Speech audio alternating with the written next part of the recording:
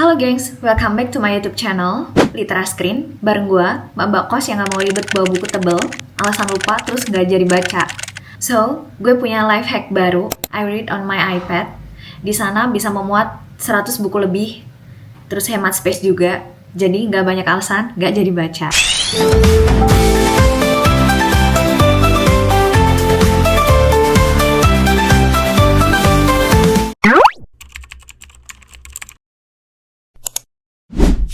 Oke, kali ini gue pengen resume bukunya Dr. Andreas, seorang pria yang melalui duka dengan mencuci piring.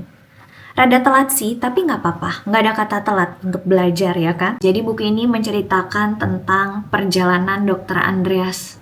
Itu kemudian bisa menerima kepergian orang-orang terkasihnya seperti ayah dan anaknya.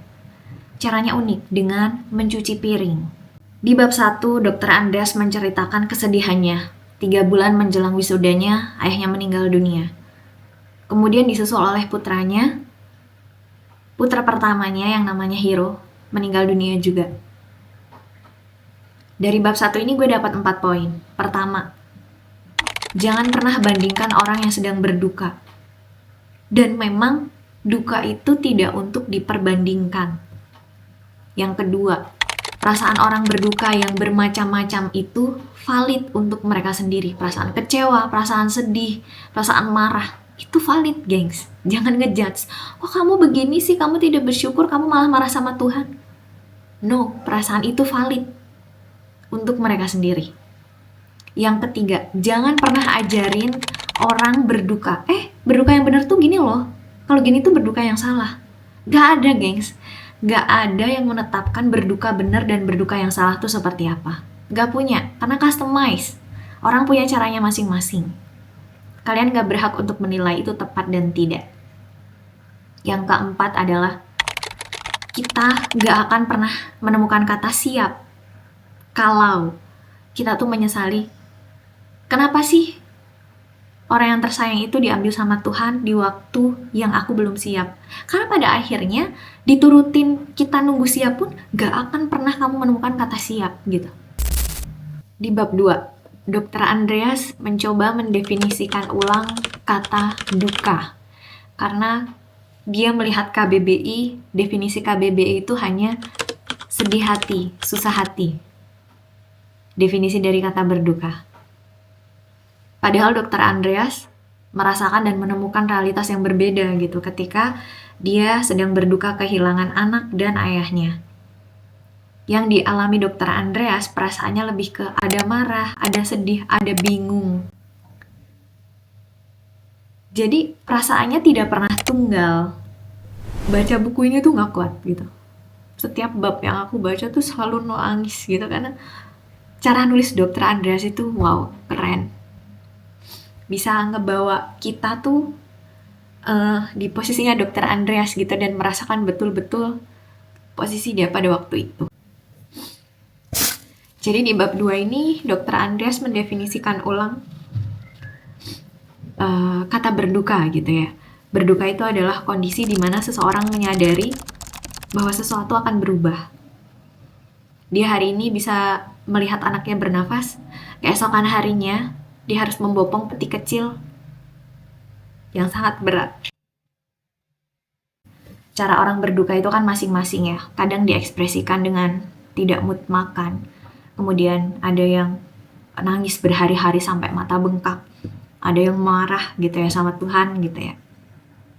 Dan Dr. Andreas kemudian penasaran kenapa ya manusia itu bereaksi ketika sedang berduka. Dan ternyata Dr. Andreas menemukan fakta bahwa memang manusia itu tidak suka dengan rasa sakit. Makanya ketika mereka diterpa oleh rasa sakit, kemudian tubuh itu membuat coping mechanism.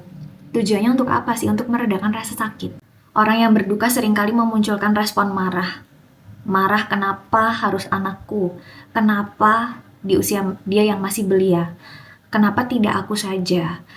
Kenapa dengan cara meninggal yang seperti itu? Dan kenapa-kenapa yang lain? Kenapa bisa muncul pertanyaan itu? Karena orang yang sedang berduka menganggap dunia tidak adil pada dirinya. Kata Dokter Andreas, nggak apa-apa marah aja. Tapi setelah marahnya reda, tolong kembali menjadi baik kepada orang-orang sekitarmu, seperti biasanya. Terus kata Dokter Andreas di bab 2 ini, closing statementnya kayak gini. Apapun perasaan yang kalian rasakan ketika sedang berduka, itu valid.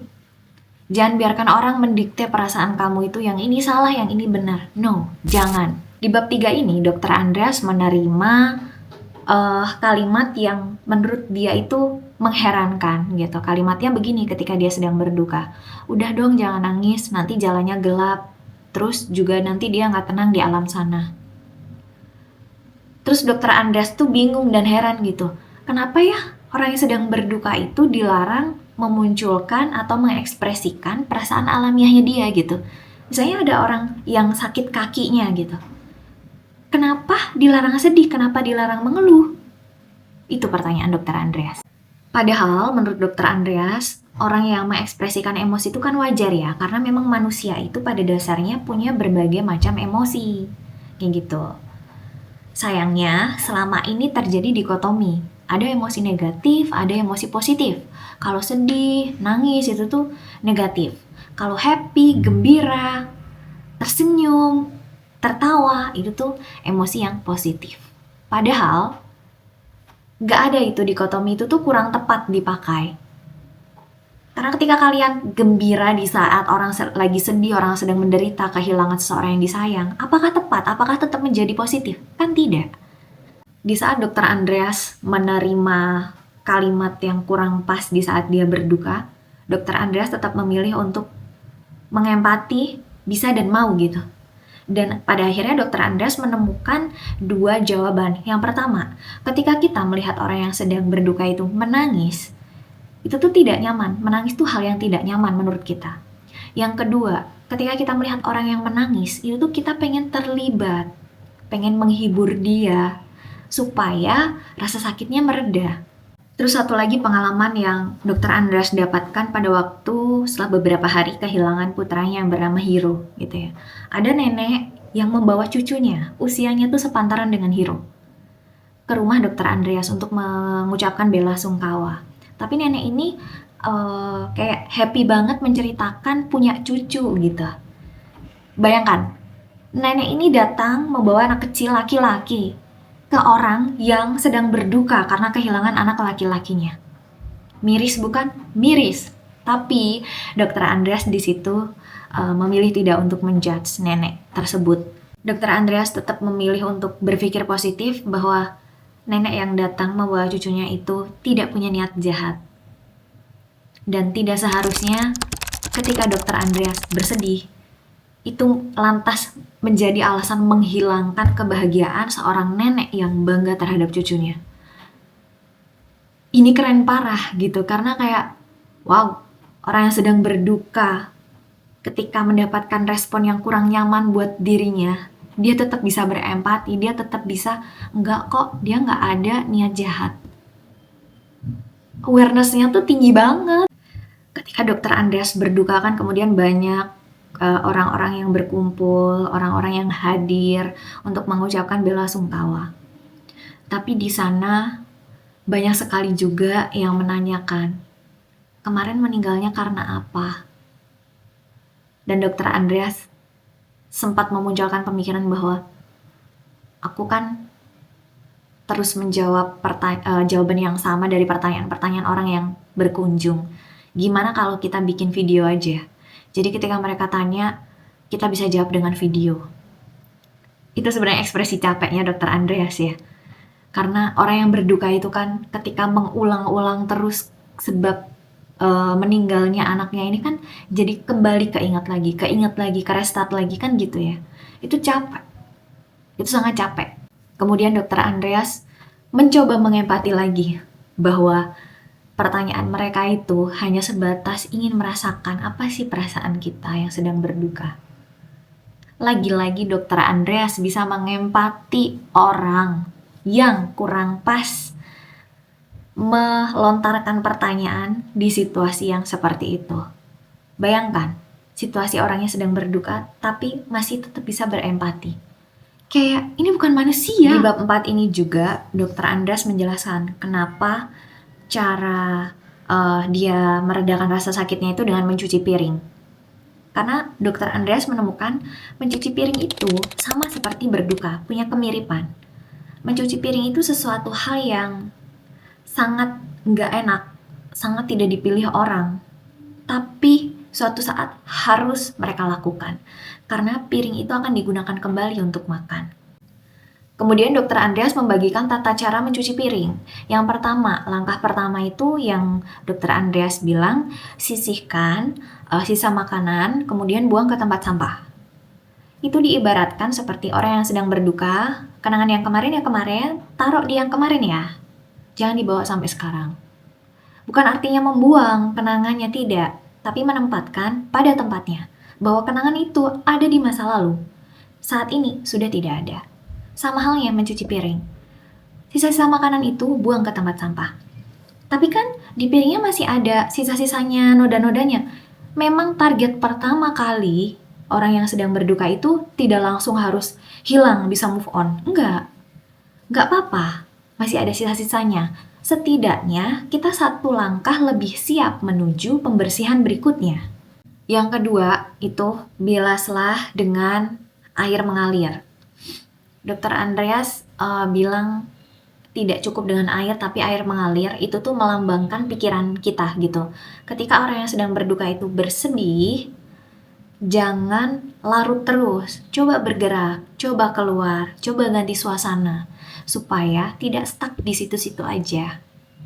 Diibaratkan seperti air tadi, kalau air yang menggenang itu kurang bersih, kurang higienis, tapi kalau air mengalir itu lebih oke.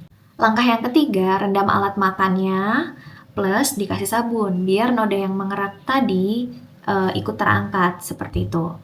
Jadi di sini Dr. Andreas pengen bilang bahwa ketika kamu dalam kondisi berduka dan masih ada sisa-sisa perasaannya, jangan langsung dipaksa, biarin pelan-pelan aja. Kayak tadi diibaratkan kalau piringnya kotor dan kotorannya itu kering mengerak, ya tolong kasih waktu jeda dulu. Rendam dulu semalaman, paginya besok baru dibersihkan. Tidak dipaksa sehingga malah merusak yang namanya alat makan ini sendiri. Kayak gitu. Langkah keempat, mencuci piring itu menggunakan spons dan dimulai dari noda yang paling mudah hilang. Itu diibaratkan kesiapan Dr. Andreas setelah kepergian hero itu apa dulu nih langkah untuk move on. Misalnya membereskan mainan peralatan bayinya, kemudian disimpan. Itu hal yang paling mudah menurut dia, ya sudah lakukan. Mulai dari yang mudah dulu, jangan langsung tiba-tiba brek gitu. Langkah kelima, biarkan piring yang selesai dicuci itu tadi mengering dulu, baru gunakan lagi. Ini melambangkan orang yang sedang berduka itu butuh waktu untuk pulih dulu, baru dia siap bekerja gitu. Kayak Dr. Andreas kan seorang psikiater gitu ya. Dia akan merasa bersalah ketika dia belum merasa siap tapi memaksakan diri menerima curhatan orang-orang yang datang yang mungkin membawa kabar duka juga gitu. Jadi itu melambangkan kesiapan. Piring yang sudah kering tadi melambangkan oke, ini siap digunakan. Tapi kalau masih basah jangan dulu, biarin kering dulu. Oke, itu tadi 4 bab yang gue bisa resume ke teman-teman. 12 bab sisanya, karena ada 16 ya, 16 bab. 12 bab sisanya silakan dibaca sendiri di buku Seorang Pria yang Melalui Duka dengan Mencuci Piring, karya Dr. Andreas. Terakhir, buat kita yang ketika hadir dan berusaha menemani orang yang sedang berduka, tolong hati-hati ya. Jaga lisan kita, pikirkan 2 kali, kira-kira perkataanku menyakiti tidak ya? Even itu bentuknya, sabar ya, ikhlasin aja ya. Menurut teman-teman, dengan begitu kan teman-teman tenang gitu ya. Tapi bisa jadi menurut orang yang sedang berduka, mereka merasa, kok aku langsung di skip sih perasaannya, kok aku gak dikasih ruang untuk sedih sih. Salah ya sedih, jangan sampai kalian bikin seperti itu. Oke, see you gengs, thank you sudah nonton sampai akhir.